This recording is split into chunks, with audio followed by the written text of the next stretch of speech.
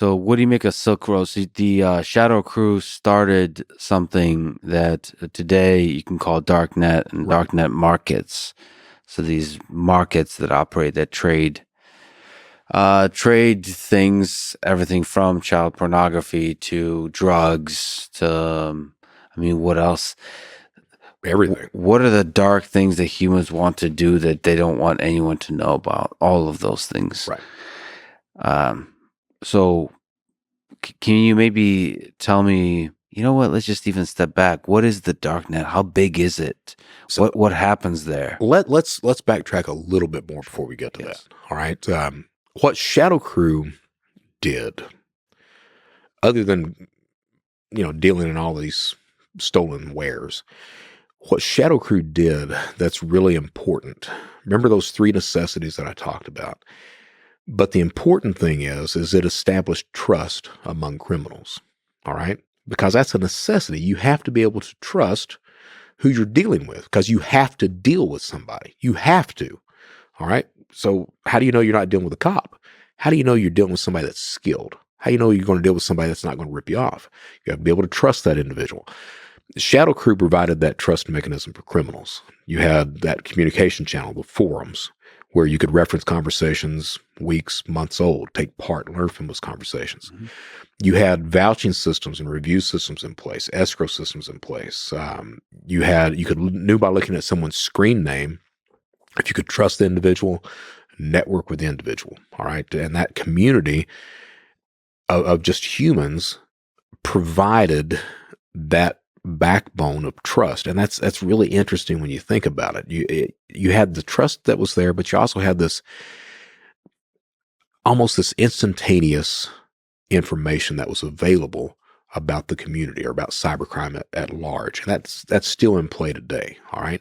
So when that was the way things were until a couple of things happened. And one was cryptocurrency. The other one was the Tor browser, the dark web. Now I was working with the Secret Service, ripping the Secret Service off when Tor comes into play. All right. So we got a memo in one day and it was talking about the Tor browser. And it was like, we really need to be careful with this. This is going to be a problem. And so we all fired up the Tor browser, and it turns out this was 2005, early 6. Turns out it was completely unusable. Could not use it at all, simply because no one was using it, and it was extremely slow. So, So for people who don't know, Tor browser is a way to be completely anonymous. as long as you properly know how to use it. Right. Huge caveat. Yeah. All right. So developed by the United States Navy, and they developed I know it. this. Yeah. I did not. Oh yeah. It wasn't the hackers that. Interesting. U.S. Navy. To this day, the number one funder of Tor, military. To this day.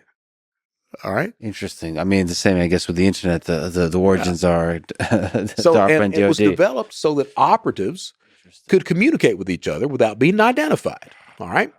That then goes open source. They release it. EFF comes in, starts sponsoring it, everything else like that. The next idea was, well, people can get around their country's firewalls. Whistleblowers can use it, things like that. Well, someone forgot to mention that the first adoptees of tech, if you can use it to launder money or remain anonymous, are criminals. And so criminals start to use the damn thing. All right. So along the same time, a few years later, we get Satoshi Nakamoto pops up with his ideas for Bitcoin. And then Ross Ulbricht runs with it. Ross Ulbricht decides he's going to start up Silk Road. So initially, the people who were using Tor, which later was the dark web, people who were using Tor were just talking with each other, visiting websites, communicating like that. Someone figured out, hey, man, we can host websites on this thing, and they have a lot of trouble finding the box. So that is the advent of Silk Road all of a sudden. Ross Ulbricht has this idea that he's going to change the world by becoming the largest drug dealer on the planet. So he opens up the Silk Road, and the only payment instrument he allows is Bitcoin. So if those people out there are wondering why Bitcoin is going at, 44K today? Yeah. Yeah, it starts And by the time this is out, it could be 100,000 or 10,000. Absolutely. We'll see. Who knows? If it's 10,000, I'm going to buy some. So, Which is a hilarious statement to make because that statement would be ridiculously wrong like 5 years ago, right? I know, I know, I And know.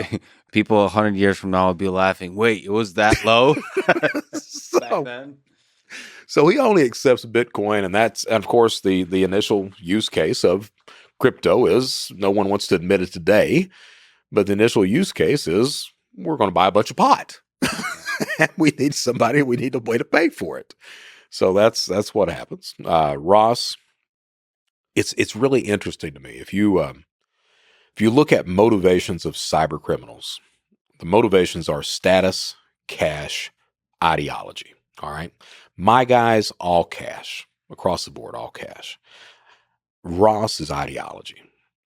He really believed he was going to change the world. He really did. And I've been fortunate.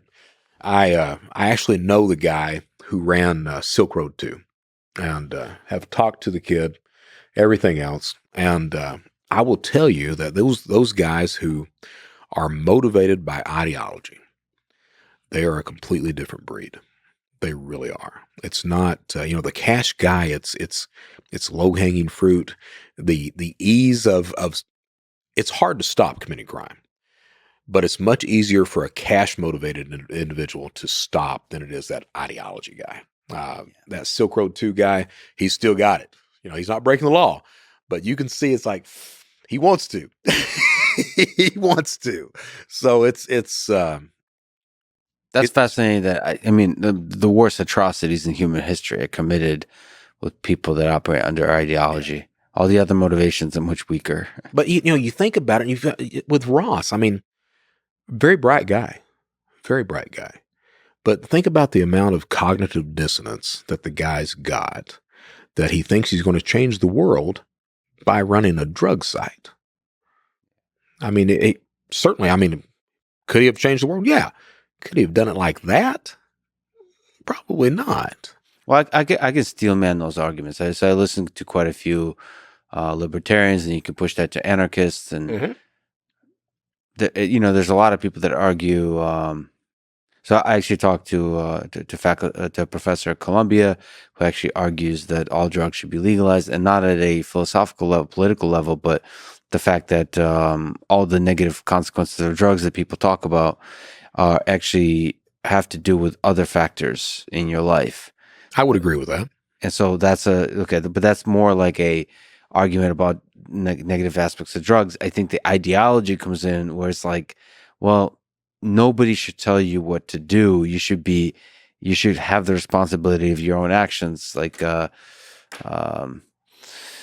government or any other institution shouldn't be the rule setters, the constraints for how you live your life. And so that I could see that argument being made. And ultimately, if you create an open market for drugs, how that could build a better society, it might break down the outdated, the corrupt, the bureaucratic institutions. I mean, you can make that argument. There's an argument, but and let's be fair. I want to be fair with it. Yeah. I mean, did he change the world?